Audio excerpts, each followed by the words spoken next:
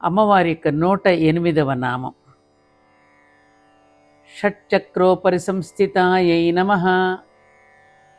Shut అంటే 6 విధములైన, చక్ర అంటే మూలాధారాది చక్రముల యొక్క, ఉపరి అంటే పైభాగమందు, సంస్థిత అంటే చక్కగా ఉండునది అని అర్థం.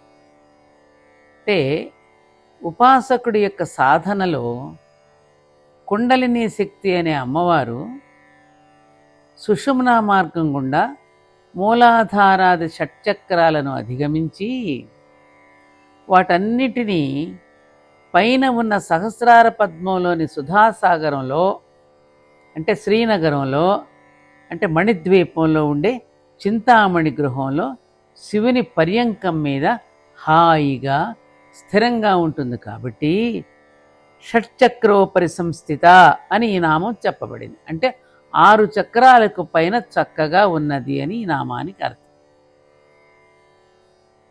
కానీ ఇంతకుముందు చెప్పుకున్న నామాల దగ్గర నుంచి మనకి ఎక్కడైతే ఈ ఇడా పింగళ సుషుమ్నా నాడులు, అలాగే కుండలిని శక్తి గురించి చెప్పే ఈ విషయాలన్నీ కూడా సాధకులకి, సాధనలో ఉన్న వాళ్ళకి బాగా అర్థం అవుతాయి.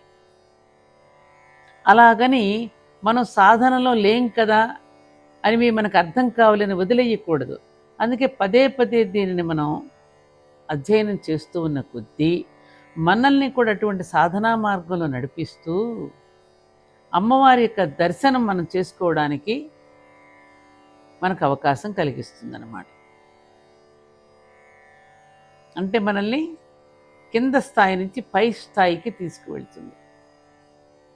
ఇది గురలిన కొద్దీ అమృతం అన్నమాట. అంటే ఈగలాంటి స్థితి నుండి మనల్ని తేనెటీగ లాంటి స్థితికి తీసుకువెళ్తుంది. ఈగ అన్నిటి మీద వాళ్తుంది, తేనెటీగ మకరందాన్ని మాత్రమే గ్రోలుతుంది. సార్ మాస్టర్ గారిని, కృష్ణస్వామి గారిని ఒక మాట అడిగాను నేను. మాస్టర్ గారు మీరు విషయాలు చెప్పిన తర్వాత నాకు ఏది పుట్టబుద్ధి కావడం లేదండి. నేనంటే ఏమన్నారు తెలుసా ఆయన? అవునమ్మా, మరి ఈగలాంటి స్థితి నుండి తేనెటీగ స్థితికి చేరినప్పుడు అలాగే అనిపిస్తుంది. ఈగ డిటెక్టివ్ల మీద వాలుతుంది, రకరకాల పుస్తకాల మీద వాలుతుంది. అదే తేనెటీగ ఆధ్యాత్మిక గ్రంథాల మీద వాలుతుంది. అంటే ఏమిటి అర్థం? ఆ స్థితి నుండి ఆ స్థితికి వచ్చినప్పుడు ఏమ్మా అవన్నీ సిల్లీగా అనిపిస్తాయి.